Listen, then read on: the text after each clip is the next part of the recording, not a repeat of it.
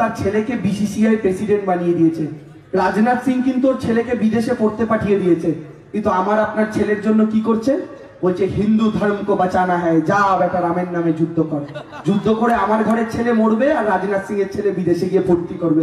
এটা হচ্ছে ওদের সিস্টেম। আর কেন রাম নাম?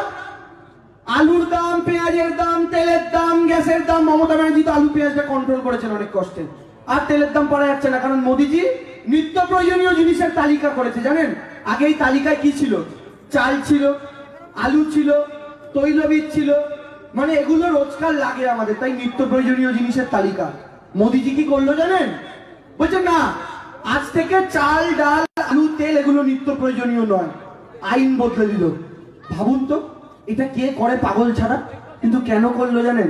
আমি প্রথমে বুঝিনি, তারপরে বুঝেছি। মোদিজি কেন নিত্য প্রয়োজনীয় জিনিসের তালিকা থেকে চাল, ডাল, আলু, তেলকে সরালো? ভাবুন, যে দলের নেতা নেত্রীরা সকালবেলা গোমূত্র আর টিফিনে গোবর খায়, তারা কি চাল, ডাল, আলুর মূল্য বুঝতে পারে? মায়ের একটু ভেবে বলুন তো, তাহলে বুঝবে না। তাই তারা বলছে আমরাও খাই না, তোমরাও খেও না। এইটা হয়ে গেছে এদের সিস্টেম। আর আপনি যখন এসব নিয়ে প্রশ্ন করতে যাবেন, দিলীপ দা গরুর দুধ থেকে সোনা বার করছে, মন দিয়ে ওকে ছেড়ে দিন। আপনি গেলেন অমিত শাহের কাছে প্রশ্ন করতে, ওরা একটাই উত্তর দেবে, এটা ভগবানের নামে স্লোগান দিয়ে দেবে না? আরে ভগবানের নামে স্লোগান দিয়ে দিল, ভাবলো সব প্রশ্নের।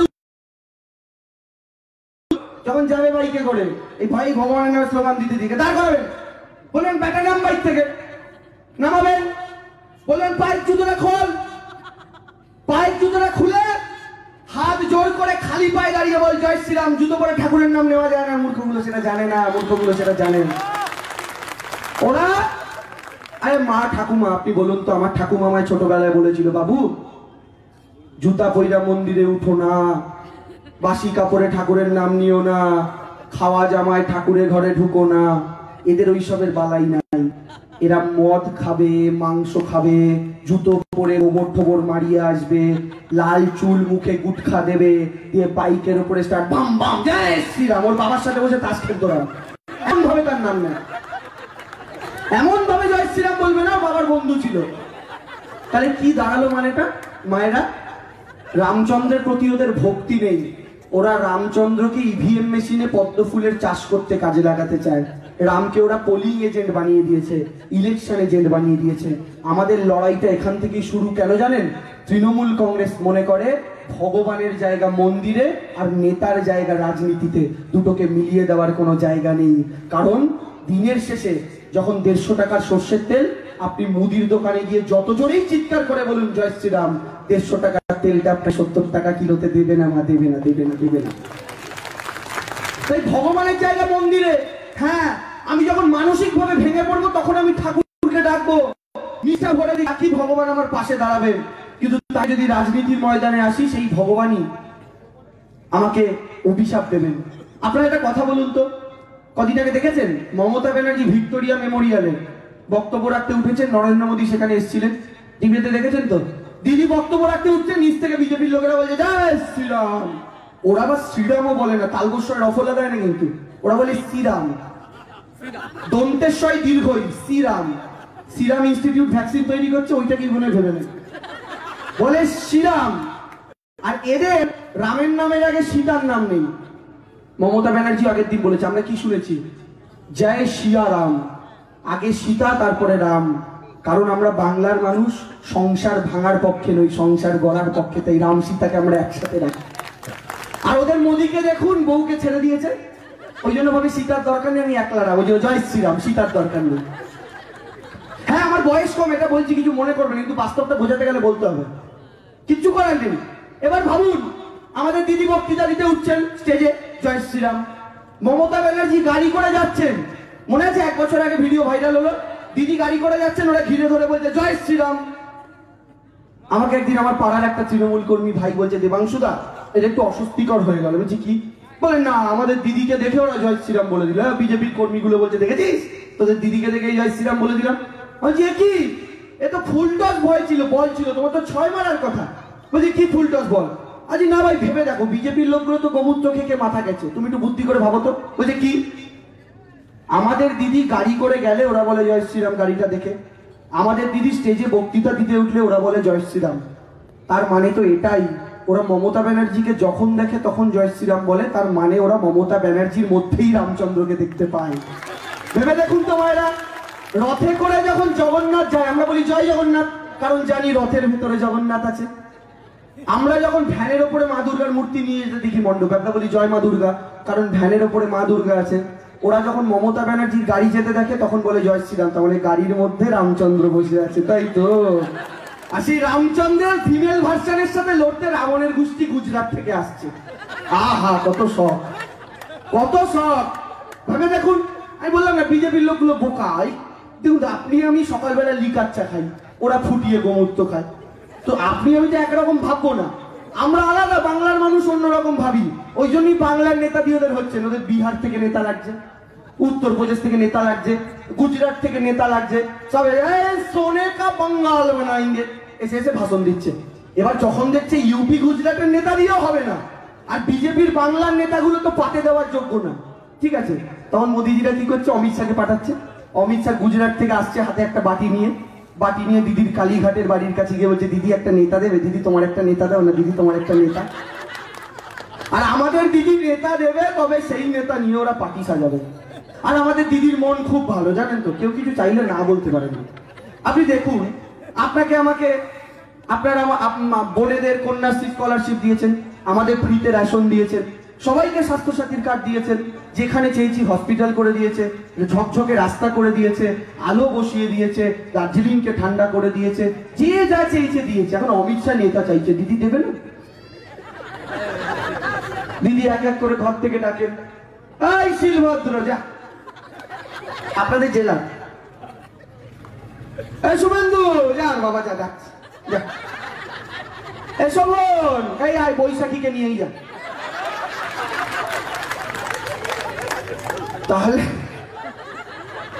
তাহলে বোঝেন, ঠাকুমা কিন্তু শোভন বৈশাখী কেসটা মানে জানেন, একটু বুঝিয়ে দেবেন। মহেশতলা দিয়ে যাচ্ছি, এদের দুজনের বিখ্যাত নাম আছে ডাল ভাত। ডাল ছাড়া ভাতের অস্তিত্ব নেই, ভাত ছাড়া ডালের অস্তিত্ব নেই, কিন্তু তাও তো ভাত আর ডালের কালারটা আলাদা, এদের আবার জামার কালারটাও এক। যাই হোক, এসব ব্যাপারে আমি বলবো না, বাচ্চা ছেলে বলা উচিত না। আমি সোজা কথা যেটা বলি, আমার দিদি নেতা দেবে, তবে ওরা সেই নেতা দিয়ে নেতা বানিয়ে বিজেপির দল করবে। আপনি বলুন তো, এই যে অমিত শাহ নরেন্দ্র মোদী ভাষণ দিচ্ছে বাংলায় এসে, কেউ শুনেছেন একবারও তারা সারদা নারদা উচ্চারণ করেছেন? কেন করেনি জানেন? অমিত শাহ স্টেজে বসে থাকে, দুই দিকে দুই কলা গাছ, মধ্যিখানে মহারাজ বসে থাকে। তো ডান দিকে কে? মুকুল রায়, অভিযোগ সারদা। বাদিকে কে? শুভেন্দু, অভিযোগ নারদা। তার পাশে কে? সব্যসাচী, অভিযোগ কি? সিন্ডিকেট। তার পাশে কে? সৌমিত্র খাঁ, অভিযোগ কি? তোলাবাজি। তার পাশে কে? শোভন, অভিযোগ কি? তোয়ালেতে মুড়িয়ে টাকা নেওয়া। তার ওই পাশে কি? শঙ্কুদেব পণ্ডা, অভিযোগ কি? কলেজে কলেজে তোলাবাজি। অমিত শাহের ডান দিকের তিনটা, বাঁ দিকের তিনটা, ডান দিকের তিনটা, সব জায়গায় দেখা যাচ্ছে তৃণমূলের পচামাল। আর পেছন দিকে শ্রমিক ভট্টাচার্যের মতো পুরনো নেতারা দেখি চোখের জল মোচে রুমাল দিয়ে, বলে আমাদের জায়গা কোথায় গেল রে ভাই, সব তো তোরাই খেয়ে নিয়েছে। তাহলে ভাবুন, আমাদের দিদির কি দোষ? মায়েরা রান্না করেন, 10টা আলু কাটেন, যদি একটা তো পচা পান, 6টা পেঁয়াজ কাটলে একটা তো পচা পান। মমতা ব্যানার্জি দোতলার ঘরে রান্না করছেন, 5টা আলু কাটলেন, একটা পচা বেরোলো, জানলা দিয়ে ছুড়ে দিলেন খবর করে। 6টা পেঁয়াজ কাটলেন, একটা পচা বেরোলো, জানলা দিয়ে ছুড়ে দিলেন। দিদি তো আর জানে না নিচে অমিত শাহ বাটি নিয়ে দাঁড়িয়ে আছে, ওগুলো নিয়ে যাবে বলে। বলুন তো, দিদির দোষটা কোথায়? এখন বিজেপির নেতাদের যদি মনে হয় ওই পচা মাল দিয়ে খিচুড়ি রান্না করবেন, করে বিজেপির লোকেদের খাওয়াবেন, তাহলে আর কটা দিন ধৈর্য ধরেন বাবা, 3টে মাস পর একদম এত আমাশা হবে, ঘর থেকে বেরোতে পারবেন না। আর 3টে মাস পর আমাশা। এইটা হচ্ছে বিজেপির অবস্থা, বুঝছেন? আপনি ধরুন, বাসিওয়ালারা আসে না ময়লা নিতে, বাসি বাজায়, সকালবেলা আপনি ময়লা ফেলে দেন। আপনি বাড়ির বাইরে গেছেন, দেখলেন পাশের বাড়ি থেকে নোংরা ফেলে দিল, তার পাশের বাড়ি থেকে নোংরা ফেলে দিল, তার পাশের বাড়ি থেকে নোংরা ফেলে দিল, ওই গাড়ির নোংরাটা আপনার বাড়ির সামনে এসে বাসি বাজালো। আপনি উপর দিয়ে দেখতে দেখতে এবার ডাস্টবিনের ব্যাগটা নিয়ে নিচে গেলেন। আপনি যদি বুদ্ধিমান মানুষ হন, আপনি আপনার ঘরের নোংরাটা ওই ব্যাগে ফেলবেন, যেমন সব প্রতিবেশীরা ফেলছে। কিন্তু আপনার যদি মাথায় বিজেপির ভূত চাপে, তাহলে আপনি কি করবেন জানেন? বাকি বাড়ি থেকে যে ডাস্টবিনগুলো ফেলেছে, ওগুলো আপনি নিয়ে এসে আপনার ফুলদানিতে সাজিয়ে বলবেন দেখো দেখো কি সুন্দর ঘর সাজিয়েছে। কিন্তু আমাদের তো বিজেপির বুদ্ধি নয়, বিজেপির বুদ্ধি হচ্ছে ইউপি গুজরাটের বুদ্ধি। ওই বুদ্ধি দিয়ে এই বাংলা জয় করা যায় না। যে বাঙালি জাতি এই দেশটাকে 5টা নোবেল পুরস্কার দিয়েছে, তার সাথে ওই বুদ্ধি নিয়ে লড়াই করা যায় না বন্ধু। এটা নেতাজির বাংলা গো। আর কে লড়তে আসছে? গুজরাট থেকে মোদী অমিত শাহ। কি রোল ছিল গুজরাটের? স্বাধীনতা সংগ্রামে একটা কেউ আসেনি গিয়ে। কারা লড়েছিল? পাঞ্জাব লড়েছিল আর বাংলা লড়েছিল। আজকে দেখুন, আপনার আমার পূর্বসূরীরা দেশটা স্বাধীন করেছে বলে আজকে নরেন্দ্র মোদী অমিত শাহ ঠ্যাঙের ওপর ঠ্যাং তুলে প্রধানমন্ত্রী স্বরাষ্ট্রমন্ত্রীগিরি ফলাচ্ছে। আমাদের পূর্বপুরুষরা যদি হাত পা ঢুকিয়ে গুটিয়ে ঘরে বসে থাকতো, বিশ্বাস করুন আজকেও নরেন্দ্র মোদী আর অমিত শাহকে কোনো ব্রিটিশের ঘরে তার জুতোটা ঘষে ঘষে পরিষ্কার করতে হতো। এই তারা যারা স্বাধীনতায় লড়েনি, তারা এই বাঙালিকে, যে বাঙালি স্বাধীনতা দিয়েছে বলে দেশটা আজ স্বাধীন, তার দিকে আঙুল তুলে বলছে বল বেটা তুই ভারতীয় না বাংলাদেশি, প্রমাণ কর। আমাদের প্রমাণ করতে হবে আমরা ভারতীয় না বাংলাদেশি। আমরা এই দেশটাকে স্বাধীন করলাম, আমরা প্রমাণ দেব আমরা ভারতীয় না বাংলাদেশি। মোদীজি, আমরা প্রমাণ দেব না। বাংলার মানুষ প্রত্যেকটা ইভিএম এর মেশিনে এক একটা জোড়া ফুলের প্রতাম টিপে এটাই বারবার প্রমাণ দেবে মোদীজি যে আসলে সবচেয়ে বড় দেশদ্রোহী যদি কেউ থেকে থাকে সেটা আপনারা দুই গুজরাটি ভাই, কারণ আপনারা এই দেশটার সাড়ে সর্বনাশ করেছেন। আর বাংলার মাটি নিজের নাগরিকত্বের প্রমাণ দেবে না। এখানে অনেক মতুয়া মায়েরা আছেন, আমিও বাঙাল ফ্যামিলির ছেলে। আমার ঠাকুরদা ওপার বাংলা থেকে পালিয়ে আসতে বাধ্য হয়েছিল। আপনি বলুন তো, একটা বার দেশভাগের মুখোমুখি হয়েছে, কাটা তারটা গেছে বাংলার উপর দিয়ে, ওদিকে পাঞ্জাবের উপর দিয়ে আবার এক যন্ত্রণা। কেন?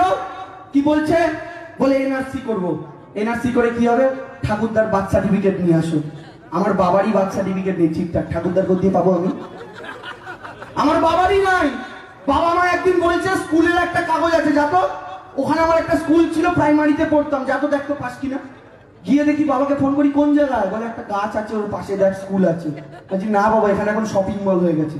বাবা বলে গেল, আমিও তাহলে বাংলাদেশি। আমি বলি চিন্তা করো না, তোমার গায়ে কেউ স্পর্শ করতে পারবে না, কারণ এই গুজরাটি দুই ভাই একটা বাঙালির গায়ে হাত দিয়ে যদি বলে তুমি বাংলাদেশে যাও, তার আগে তাকে কালীঘাটের ওই টালির চালের বাড়ির মেয়েটার মুখোমুখি হতে হবে, তার আগে সে পারবে না, পারবে না। আপনারা ভেবে দেখুন তো, বলছে নাগরিকত্ব দেব। এতদিন কি বললো? নাগরিকত্ব বিল পাস হয়ে গেছে, সবাইকে নাগরিকত্ব দিয়ে দেবো। 1 বছর হয়ে গেল, কেউ পেয়েছেন নাগরিকত্ব? না। কি করে দেবে? আপনার তো অলরেডি নাগরিক। একটা নাগরিককে ক্ষমার নাগরিকত্ব দেওয়া যায়। এখন অমিত শাহ কি বলছে? বলে করোনার ভ্যাকসিন দেওয়া হয়ে গেলে তারপরে নাগরিকত্ব দেবে। কি অদ্ভুত কথা! ভ্যাকসিনের জন্য নাকি নাগরিকত্ব দিতে পারছে না। নাগরিকত্বের আইনটা নাকি রুল তৈরি করা যায়নি। রুল তৈরি করতে এরকম গাদা গাদি। বনগা লোকালে ট্রেনে চড়েছেন তো? আবার আমাদের সকালবেলা অফিস টাইমে কখনো তারকেশ্বর লোকাল চড়বেন, সেম ভিড়। ওই রকম ভিড়ের মধ্যে দাঁড়িয়ে ঠোসাঠুসি করে রুল তৈরি করতে, এটা ভাবছে অমিত শাহ। কালকে সভা করলো ঠাকুরনগরে, পরশুদিন। ভিড় দেখেছিলেন? খুব বেশি ভিড় হয়নি, কিন্তু যেইটুকু জায়গায় ছিল সবাই তো গুটলি পাকিয়েছিল। ওই যে গুটলি পাকিয়ে লোকজন দাঁড়িয়েছিল, তখন কিন্তু ভ্যাকসিনেশনের দরকার পড়েনি। কিন্তু আইন বানানোর জন্য নাকি ভ্যাকসিনেশন করতে হবে। আইন কজন মিলে বানায়? 10 জন 11 জন মিলে। আর একটা সমাবেশ হয় কত লোকের? 10,000 20,000 লোকের। অমিত শাহ বলছে 10-20 হাজার লোকের সমাবেশ করা যাবে, কিন্তু 11-12 জনকে নিয়ে আইন বানানো যায়নি, কারণ নাকি করোনা। আসলে করোনাটা একটা অজুহাত, এরা আইন বানাতে পারবে না। কেন জানেন মায়েরা? আপনারা প্রত্যেকে তো ভোট দিয়েছেন। ভোট দিয়ে এখান থেকে বালুদাকে জিতিয়েছেন, কিংবা বনগা লোকসভা থেকে শান্তনু ঠাকুরকে জিতিয়েছেন। ভেবে দেখুন তো, অমিত শাহকে আমাকে এসে বলে দেবাংশু তোমাকে একটা নতুন চশমা গিফট করব। আমার তো হেভি আনন্দ, নতুন চশমা পাবো। অমিত শাহ হাতে করে চশমাটা নিয়ে আসছে, আমিও আস্তে আস্তে অমিত শাহের প্রেমে পড়ে যাচ্ছি। আহা, লোকটা আমায় চশমা দেবে, কি ভালো কি ভালো কি ভালো। এবার লোকটা চশমাটা নিয়ে এলো, যেই চোখের সামনে চশমাটা আমার কাছে নিয়ে এলো, আমি বললাম এ কি? আমার চোখে তো আগে থেকেই একটা চশমা আছে। আমার চোখে তো আগে থেকে একটা চশমা আছে। তাহলে আমাকে যদি নতুন চশমা পড়তে হয়, আগে তো পুরনো চশমাটা খুলতে হবে, কারণ আমার চোখে তো একটাই চশমা পড়া যায়। এবার পুরনো চশমাটা খোলা মানে কি জানেন? আপনি যে শক্তির বলে আজকে নাগরিক, আপনার সেই শক্তিটা কেড়ে নেওয়া। এবার আপনার যখনই নাগরিকত্বটা কেড়ে নিল, তারপরে নতুন নাগরিকত্বের চশমাটা দিল, আপনি কিন্তু জানতেন আপনার আগের চশমাটার পাওয়ারটা ঠিকঠাক সেটআপ আছে, কারণ ওটা আপনি ডাক্তার দেখিয়ে করেছিলেন। কিন্তু অমিত শাহ থাকে দূর গুজরাটে, ও জানে না আপনার চশমায় ঠিক কতটা পাওয়ার লাগে। পুরনোটা যদি ভুলবশত ফেলে দেন, নতুনটা চোখে পড়ার পর দেখলেন অন্ধ কানাই হয়ে বসে আছেন, দুনিয়ার কিচ্ছু দেখতে পাচ্ছেন না। তখন অমিত শাহকে যে গালাগালি করবেন তারও উপায় নেই, কারণ দেখতেই পাবেন অমিত শাহ দাঁড়িয়ে কোথায় আছে। এটা বিজেপির টার্গেট। নাগরিকত্ব আসলে ভুয়ো একটা তত্ত্ব। আপনারা প্রত্যেকে নাগরিক, মমতা ব্যানার্জি বলে দিয়েছেন, যারা ভোট দিয়েছেন, যারা নির্বাচনে অংশগ্রহণ করেছেন তারা প্রত্যেকে নাগরিক। ওরা এখন নাগরিকত্ব নিয়ে জুজু দেখাতে আসছে। কি জুজু জানেন? মাছ ধরেছেন দাদারা, কাকিমারা মাছ ধরা দেখেছেন তো? ঠাকুমা মাছ ধরা দেখেছো টিভিতে? কিভাবে মাছ ধরে সামনাসামনিও দেখেছো। দেখবে একটা আংটার মধ্যে, ওটাকে বলা হয় ছিপ, তার মধ্যে মাছের চারাটা লাগানো হয়। চারাটা লাগিয়ে জলের মধ্যে ফেলে দিত আংটাটা। সমুদ্রের পাড়ে যে মাছটা ধরছে সে চুপচাপ করে নদীর ধারে বসে থাকে বা পুকুর পাড়ে বসে থাকে। এবার নিচ দিয়ে যে মাছটা যাচ্ছে হেলতে দুলতে, সেই মাছটা চারাটা দেখতে পায়, আংটাটা কিন্তু দেখতে পায় না। কেন? ওটা খাওয়ার আছে। মাছটা যদি খাবারটা দেখতে পায়, খাবারটা খাওয়ার আগে ওপরের লোকটাকে আশীর্বাদ করে, বলে দেখেছো কি ভালো মানুষ, আমার খিদে পেয়েছে ভেবে আমায় খেতে দিয়েছে। এই ভেবে মাছটা আশীর্বাদ করে লোকটাকে, করে খাবারটা খেতে যায়। যখনই খাবারটা খেতে যাবে, অদৃশ্য আংটাটা মুখের মধ্যে আটকায়। যখনই অদৃশ্য আংটাটা মুখের মধ্যে আটকায়, ওপরে বসা লোকটা একটা হ্যাচকা টান মেরে আংটাটা ওপরে তোলে। যন্ত্রণায় ছটফট করতে করতে মাছটা যখন ওপরে ওঠে, তখন ভাবে যাকে আশীর্বাদ করছিলাম সে আমাকে খেতে দিয়েছে ভেবে, আসলে সে দুপুরবেলা আমাকে ভেজে খাওয়ার প্ল্যান করছিল। গল্পটা বুঝলেন? এই যে আংটাটা আর এই যে চারাটা, এই চারাটার নাম হচ্ছে নাগরিকত্ব, যেটা বিজেপি আপনাদের দেখাচ্ছে। আর তার আড়ালে যে আংটাটা, সেটার নাম হচ্ছে এনআরসি, যেটা আপনাদের দেখতে দিচ্ছে না। মাছটাকে ভাজা হয়েছিল তেলে, আর বিজেপি এলে আপনাকে ভাজা হবে ডিটেনশন ক্যাম্পের জেলে। সিদ্ধান্ত নিন আপনি কোন পক্ষে থাকবেন। আর এই পুরো প্রক্রিয়ায় মাছটাকে গিয়ে আগে দিয়ে একটা মহিলা বলছে, আরে ওটা খাস না, ওতে আংটা আছে, ওটা খাস না, ওতে আংটা আছে। যদি মাছটা শোনে তো ভালো, বেঁচে গেল। আর যদি না শোনে, মাছটার সাড়ে সব বোনাস ভাজা হয়ে কারোর পেটে যাবে। এখন যে মহিলাটা গিয়ে মাছটাকে বলছে, ওরে আংটাটায় মুখ দিস না, খাবারটায় মুখ দিস না, ওখানে অদৃশ্য আংটা আছে, সেই মহিলাটা হলেন মমতা ব্যানার্জি, আর এই মাছটা হলাম আমরা প্রত্যেকে। সিদ্ধান্ত নিন, ওই মহিলার কথায় বিশ্বাস করবেন, না যে ছল চাতুরি করে খাওয়ার লোক দেখিয়ে পাড়ে বসে আছে আপনাকে খাবে বলে তাকে বিশ্বাস করবেন? কেন করতে চাই জানেন? আসলে ওদের আপনাদের জমি দরকার। আজ আপনার জমির মালিক আপনি, মোদিজি চাইলে দখল করতে পারবে না। তাই ওদের প্রথম উদ্দেশ্য এনআরসি করা। এনআরসিতে আপনি নিজেকে দেশের লোক প্রমাণ করতে পারবেন না, তারপরে কি হবে জানেন? যেই আপনার নাম এনআরসির তালিকা থেকে বাদ গেল, যেমন আসামে 19 লাখের মধ্যে 14 লাখ হিন্দু বাঙালির নাম বাদ গেছে, ওপার বাংলা থেকে আসা মতুয়া রাজবংশীদের নাম বাদ গেছে, বাঙালদের নাম বাদ গেছে, এখানেও যাবে। যখন বাদ যাবে, সাথে সাথে আপনি হয়ে গেলেন বাংলাদেশি, সরকারি নিয়মে খাতায় কলমে। আর যখনই আপনি বাংলাদেশি হবেন, আপনাকে ডিটেনশন ক্যাম্পের জেলে ঢোকাবে। আর যখনই জেলে ঢোকাবে, আপনার জমির মালিক হয়ে যাবে নরেন্দ্র মোদী। কেন আপনার জমির মালিক নরেন্দ্র মোদী হবে? কারণ একজন বাংলাদেশের নাগরিক কি করে এদেশে ভোটার কার্ড বানিয়েছিল? আপনি তো বেআইনি কাজ করেছেন। তাই আপনার জমির মালিক তো আপনি আর থাকতে পারবেন না, যেহেতু আপনি বাংলাদেশি হয়ে গেছেন। কে মালিক হবে? মোদিজি। আর মোদিজি যদি আপনার জমির মালিক হয়, মোদিজি যখন রেলের মালিক, রেলটা কাকে বেচছে? গুজরাটি শিল্পপতি আদানি আম্বানিকে। মোদিজি যখন কোলের মালিক, কোলটা কাকে বেচছে? গুজরাটি শিল্পপতি আদানি আম্বানিকে। মোদিজি যখন কৃষি জমির মালিক হচ্ছে, কাকে বেচছে? আদানি আম্বানিকে। মোদি যখন আপনার জমির মালিক হয়ে যাবে, আপনার জমিটাও কাকে বেচবে? সেই আদানি আম্বানিকে। আপনি ডিটেনশন ক্যাম্পের জেল থেকে 20-25 বছর পর যদি বেঁচে থাকেন, বেরিয়ে ভাবলেন আপনার পুরনো বাড়িটায় যাবেন, বাড়ির সামনে এসে দেখলেন না, আপনার সেই সাধের তুলসী মঞ্চ, আপনার সেই বাড়ি, ছোট থেকে বেড়ে ওঠা সেই দালান, সেই ক্যাম্পঘাটটা যেখানে বসে সবাই মিলে গরমকালে মুড়ি আর বেগুনি মেখে খেতেন, সেই কিচ্ছু নেই। সেই চেনা কলতলাটাও নেই। পুরো এলাকাটা ভেঙে গুড়িয়ে দিয়ে আম্বানি আদানিদের নতুন কমপ্লেক্স তৈরি হয়েছে। সেদিনকে সেই কমপ্লেক্সের বাইরে বসে আপনি ভিক্ষা করবেন, আর আম্বানি আদানিদের মতো বড় বড় শিল্পপতিরা যখন বেরোবে, আপনারই ঘরের ছেলেটা হয়তো তার জুতোটা পরিষ্কার করে 5 টাকা বকশিস পাবে। আসলে নরেন্দ্র মোদীর উদ্দেশ্য এই বাংলা আবার কৃতদাসে পরিণত হোক। আর এই কৃতদাস তারা নাকি হোক গুজরাটের। এই বাংলা যারা স্বাধীনতা দিয়েছে, তাদেরকে ওরা আবার কৃতদাসে পরিণত করতে চায়। কেন জানেন? আপনি যখনই বাংলাদেশি, আপনি রেশনের চাল পাবেন না, হসপিটালে ফ্রি ট্রিটমেন্ট পাবেন না, কোনো সরকারি সুবিধা পাবেন না, কারণ অন্য দেশের নাগরিক এই দেশের সরকারি স্কিমের সুবিধা পায় না। তখন আপনাকে গায়ে গতরে খেটে টাকা রোজগার করতে হবে এই দেশের মাটিতে। আর আপনি গায়ে গতরে মানে 1000 টাকার যে দিনমজুরির চাকরিটা, ওটা আপনাকে 200 টাকায় করে হলেও পেট চালাতে হবে। আপনি কোথায় করবেন? সেই গুজরাটি শিল্পপতিদের কাছে, তাদেরই আপনাকে চাকর হতে হবে। তার মানে কি জানেন? পশ্চিমবঙ্গের মতো একটা 10 কোটি জনতার রাজ্য নতুন করে গুজরাট নামক একটা পশ্চিমী সাম্রাজ্যবাদের দলদাসে পরিণত হবে, কৃতদাসে পরিণত হবে। হ্যাঁ, এই বাঙালি যারা স্বাধীন করেছিল দেশটাকে, তারা আবার নতুন করে পরাধীন হবে দুই গুজরাটি ভাইয়ের পায়ের কাছে। এটাই ওদের উদ্দেশ্য। কিন্তু কি জানেন তো, এগুলো যখন ভাবি দুঃস্বপ্ন, তখন কোথাও মনে মনে আমার পূজ্য মা তারা আমাকে বলে, চিন্তা করিস না, তোর এই দুঃস্বপ্ন কখনো সত্যি হবে না। বাংলার প্রত্যেকটা মানুষের পায়ের তলায় যে জমি, তার প্রত্যেক জনের অধিকার তার জমির মধ্যে থাকবে। এই বাংলার মাটি বাঙালির ছিল, আছে, থাকবে, কারণ মমতা ব্যানার্জিও নবান্নে ছিল, আছে, থাকবে চিরদিনের জন্য। একটু ভেবে দেখুন মায়েরা, 2 মিনিটের জন্য চোখ বুঝে ভাবুন। মমতা ব্যানার্জি এই মুহূর্তে এই রাজ্যের প্রাক্তন মুখ্যমন্ত্রী, বর্তমান মুখ্যমন্ত্রী দিলীপ ঘোষ বা অন্য কেউ। এরকম একটা রাত্রি আপনার মেয়েরা রোজ বেরোয়, রাত্রি 9টা 10টা 11টা, আপনার চিন্তা হয় না, আপনি জানেন ঠিক বাড়ি ফিরে আসবেন, কারণ রাজ্যের মুখ্যমন্ত্রী মমতা ব্যানার্জি। এবার ভাবুন বিজেপির সরকার, আপনার মেয়েটা বিকেলে পড়তে বেরিয়েছিল 9টা, মেয়েটাকে ফোন করলে রিংটা বেজে গেল, ধরলো না, মেয়েটা বাড়ি ঢোকেনি। 10টা, মেয়েটা বাড়ি ঢোকেনি। 11টা, মেয়েটা বাড়ি ঢোকেনি। 12টা, এবার আপনি যখন ফোন করলেন আর রিং হলো না, মেয়েটার ফোনটা সুইচ অফ আসছে, মেয়েটা বাড়ি ঢোকেনি। রাত্রিটা আপনি চিন্তায় কাটালেন, পুলিশকে ফোন করছেন, পুলিশ ফোন ধরছে না, আপনার মেয়েটা বাড়ি ফেরেনি। ভোর 4টের সময় আপনার প্রতিবেশী আপনাকে ডাকলো, আপনি ছুটতে ছুটতে আপনার এলাকার ডোবার ধারে গেলেন, গিয়ে দেখলেন আপনার ঘরের ফুটফুটে মেয়েটা যে পড়তে বেরিয়েছিল, তার কাঁধের ব্যাগটা একটা ধারে ছিটকে পড়ে আছে, আর আপনার ওই মেয়েটার নগ্ন অবস্থায় অত্যাচার হওয়া দেহ নিয়ে মৃতপ্রায় শরীরটা নিয়ে পচা ডোবার ধারে পড়ে আছে। না, মেয়েটার মৃত, মেয়েটার দেহটাও পাবেন না, আমি আমার দিদির দেহটা পাবো না, আমি আমার বোনের দেহটা পাবো না। কেন জানেন?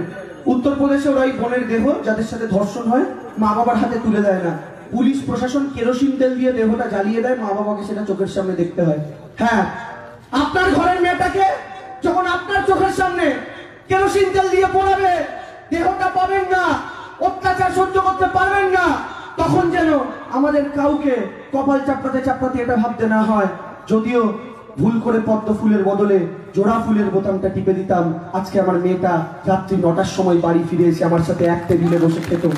এটা যেন আমাদের ভাবতে না হয়। মায়েরা, মায়েরা, আপনার ভাবুন, আমার বাবার হঠাৎ স্ট্রোক করেছে, মরণাপন্ন অবস্থা, অ্যাম্বুলেন্স ডেকে কোন রকম ভাবে নিয়ে গেলাম একটা সরকারি হসপিটালে। সরকারি হসপিটালে নিয়ে যাওয়ার পরে ডাক্তারকে বললাম, ডাক্তারবাবু বাবাটাকে বাঁচিয়ে দিন, বাবার খুব অবস্থা খারাপ। ডাক্তারবাবু বললো, আগে 10,000 টাকা জমা দাও। বললাম কেন? দিদির সরকার ছিল তো সরকারি হসপিটালে টাকা লাগতো না। বললো না, দিদির সরকার নেই, সরকারি হসপিটালে ফ্রিজ সিস্টেম আমার নেই। আমি ভাবলাম তাহলে কি হবে, আমার কাছে তো টাকা নেই।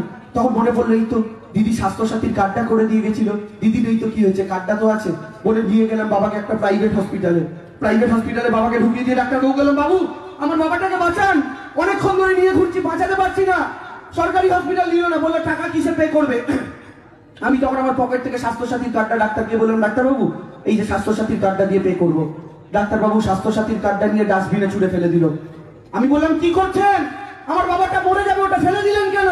বলছে না, মমতা ব্যানার্জিও নেই, স্বাস্থ্য সাথীর কার্ডটার আর কোনো ভ্যালিডিটি নেই। হ্যাঁ, সেদিনকে আমায় আমার মরণাপন্ন বাবাকে মৃত্যু হচ্ছে চোখের সামনে দেখার জন্য অ্যাম্বুলেন্সে করে খালি হাতে বাড়ি ফিরে নিয়ে আসতে আসতে এটা না চিন্তা করতে হয়, যদি পদ্ম ফুলের বদলে জোড়া ফুলটা টিপে দিতাম, আমার বাবা আজকে জ্যান্ত হয়ে আমার পাশে বসে থাকতো। সিদ্ধান্ত আপনারা নিন, কোন বাংলা ফেরত চান? এই দিদির বাংলা, শান্তির বাংলা যেভাবে আছেন, নাকি ওই গুজরাট, উত্তরপ্রদেশ, বিহারের লোকেদের বানানো নতুন বাংলা? সিদ্ধান্তটা মায়েরা আপনাদের নিতে হবে। আপনি দেখবেন আপনার আশেপাশে বহিরাগত প্রবেশ করাচ্ছে বিজেপি, যাদের কথার সাথে আপনার কথার মিল নেই, যাদের সংস্কৃতির সাথে আপনার সংস্কৃতির মিল নেই। আপনার আশেপাশের প্রত্যেকটা ফ্ল্যাটে গিয়ে খোঁজ নিন কোন রাজ্য থেকে তাদেরকে ঢোকানো হচ্ছে। না, এই বাংলায় যে বিভিন্ন ভাষাভাষীর লোকেরা থাকেন তারা সবাই বাংলার মানুষ, আমি তাদের কথা বলছি না। একটু খোঁজ নিন, বিজেপি প্ল্যান মাফিক করছে, কারণ ওরা চাইছে আগে আপনার জমি দখল করতে, আপনার বাড়ি দখল করতে। কেন জানেন? কারণ যতক্ষণ মমতা ব্যানার্জি আছে ততক্ষণ ওরা বাংলার জমি দখল করতে পারবে না।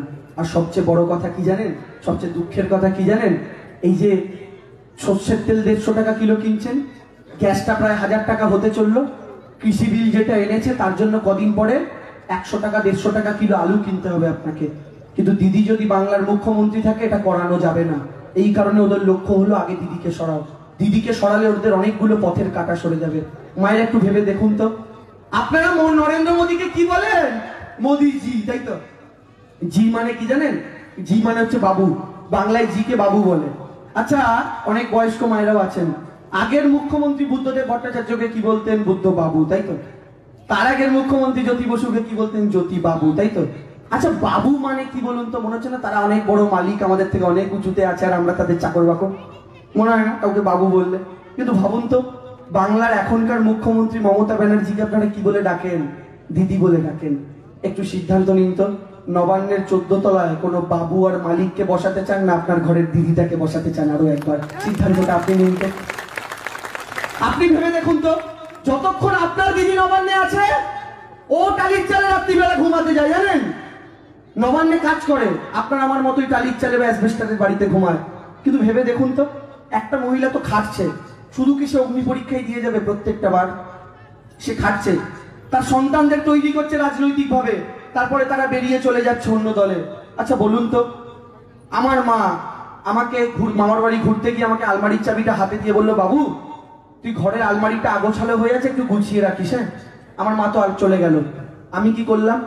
আলমারিটা খুললাম, খুলে দেখলাম মায়ের গয়না আছে, জমানো কিছু টাকা আছে। আমি সেই টাকার গয়নাটা নিয়ে আমার বান্ধবীকে নিয়ে চলে গেলাম অন্য রাজ্যে। আমার মা বাড়ি ফিরে এসে দেখলো আলমারিটা খোলা, আলমারিটাকে গোছানো তো দূরের কথা, উল্টে সমস্ত সম্পদ নিয়ে আমি অন্য কাউকে নিয়ে চলে গেছি। আমার মায়ের কি দোষ ছিল আমাকে বিশ্বাস করা? না, আসলে আমি কুসন্তান ছিলাম, মায়ের বিশ্বাসের মর্যাদা রাখতে পারিনি। এই শুভেন্দু রাজীবেরা হচ্ছে সেই কুসন্তান যারা মায়ের বিশ্বাস রাখতে পারেনি। আর কি জানেন তো, ভগবান বলে তুমি যার সাথে খুশি বিশ্বাসঘাতকতা বেঈমানি করো ক্ষমা পেয়ে যাবে, কিন্তু মায়ের সাথে যে বেঈমানি করে, মায়ের সাথে যে বিশ্বাসঘাতকতা করে, অন্তত এই মর্তে, এই নরকে, এই ধরাধামেই তাকে তার পাপের প্রায়শ্চিত্ত করে যেতে হয়। আর এর প্রত্যেকটা মানুষকে আমি তো 3টে মাসের অপেক্ষা করছি। মায়েরা, এই বালুদারাও আছেন, আমি সবাইকে অনুরোধ করেছি আমাদের তৃণমূল ভবনের মেন পার্টি অফিসটার বাইরে একটা গুদাম ঘর তৈরি করা হোক। কেন জানেন? এই সব নেতাগুলো না এত ক্ষমা প্রার্থনার চিঠি লিখবে আর 3 মাস পর, দিদি ক্ষমা করে দাও, দিদি ভুল হয়ে গেছে, দিদি আর করবো না, দিদি কান মলছি, দিদি উঠবস করছি। সেদিন ওই চিঠিগুলো রাখতে হবে এই গুদাম ঘরটা, রাখার জায়গা হবে না। কিন্তু কি জানেন তো, আমাদের মতো তৃণমূল কংগ্রেস কর্মীরা সেদিন ওই চিঠিগুলোকে দিদির টেবিল অব্দি পৌঁছাতে দেবে না। ওই চিঠিগুলোকে বিক্রি করে যে টাকাটা পাবে ওটা দিয়ে গরিবদের কম্বল দেবে, কিন্তু এই চিঠিটার কোনো সৎকার সেদিন হবে না। আপনি ভেবে দেখুন না, এই একটা মহিলা সবাই পিঠে ছুরি মারছে। সিপিএম তো মেরে মেরে শরীরের সব কটা হাড় ভেঙেছে। এখন হচ্ছে এই ভিতরে যাদেরকে দিদি পেটের সন্তানের মতো দেখতো, সেই মানুষ করেছে রাজনৈতিক ভাবে, তারা সব তার মনটা নিয়ে ছেলে খেলা গেছে, রোজ পিঠে ছুরি মারছে রোজ। আচ্ছা ভাবুন তো, একটা 65 বছরের মহিলা, 65। আমার মায়ের বয়স কত জানেন? 52। আমার মায়ের হাঁটুতে যা ব্যথা না, সিঁড়ি দিয়ে ওঠা নামা করতে পারে না, আর্থারাইটিসের ব্যথা, আপনাদের অনেকেরই আছে এখানে। আমার বাবা একটু বেশি বয়স, একই ব্যথা, সুগার, যন্ত্রণায় নড়তে চড়তে পারে না। মাকে তো দিনের শেষে গিয়ে জিজ্ঞাসা করি, মা সারাদিন আমাদের জন্য খাটে, রান্না বান্না থেকে শুরু করে জামা কাপড় ধোয়া, ঘরকে কিভাবে কোথায় মুছবে, কোথায় ঝাড়বে, সব দিনের শেষে গিয়ে মাকে তো আমি অন্তত জিজ্ঞাসা করি, মা তোমার হাঁটুর ব্যথাটা এখন কেমন আছে, শরীরটা ভালো তো? আপনি বলুন তো, ওই 65 বছরের মহিলাটা যে কিনা আমার মায়ের থেকেও 15 বছরের বড়, দিনের শেষে কি তার কেউ আছে যে তাকে গিয়ে রাত্রিবেলা মাথায় হাতটা বুলিয়ে একবার জিজ্ঞাসা করবে, দিদি তোমার হাঁটুর ব্যথাটা কম আছে তো, দিদি তোমার শরীরটা একটু সুস্থ আছে তো? কেউ নেই। ওই মহিলাটা সত্যি বড্ড একা, সম্পর্কের দিক থেকে একা। কিন্তু কি জানেন তো, ভগবান বলে না, যার কেউ নেই তার ভগবান আছে। ওই মহিলার জনতা আছে, আর আপনারা আছেন, আর ভগবান আছে। আর সেই ভগবানই এদের সবাইকে জবাব দেবে যারা ওই মহিলাটার সাথে রোজ রোজ রোজ এই নোংরামিগুলো করছেন। আর এবার ধর্মের কল বাতাসে নড়বে। অনেক হয়েছে, আর নয়। এবার হয় ইস্পার নয় উস্পার, এবার হয় হ্যাঁ মমতা, না হলে না মমতা। আমি তো একটাই কথা বলি, মোদিজি আপনার ওজন আমি মাপিনি, অমিত শাহ তোমার ওজন আমি মাপিনি, জেপি নাড্ডা, শুভেন্দু, রাজীব, সিপিএম এর নেতা, কংগ্রেসের নেতা, তোমাদের ওজন আমি মাপিনি। কিন্তু এটুকু গ্যারেন্টি দিয়ে বলতে পারি, দাঁড়িপাল্লার একদিকে তোমরা যদি সবাই বসো, দাঁড়িপাল্লার আরেকটা দিকে শুধু ওই হাওয়াই চটি জোড়ার ওজন বেশি হবে। দিদিকেও দাঁড়ানোর দরকার নেই, শুধু হাওয়াই চটি। আর নবান্নের 14 তলায় হাওয়াই চটির শব্দটাই এবার শোনা যাবে। হ্যাঁ, যারা গেছে যাক, আমরা আছি। আমরা বিধির জন্য জীবনের শেষ দিন অব্দি লড়াই করবো। কেন জানেন? কোথায় স্বার্থ? স্বার্থ তো আছে, স্বার্থ ছাড়া কেউ কিছু করে না। শুভেন্দুর স্বার্থ মুখ্যমন্ত্রী, আমার স্বার্থটা অন্য। আমি ওপেন বলে দিই, কি স্বার্থ জানেন?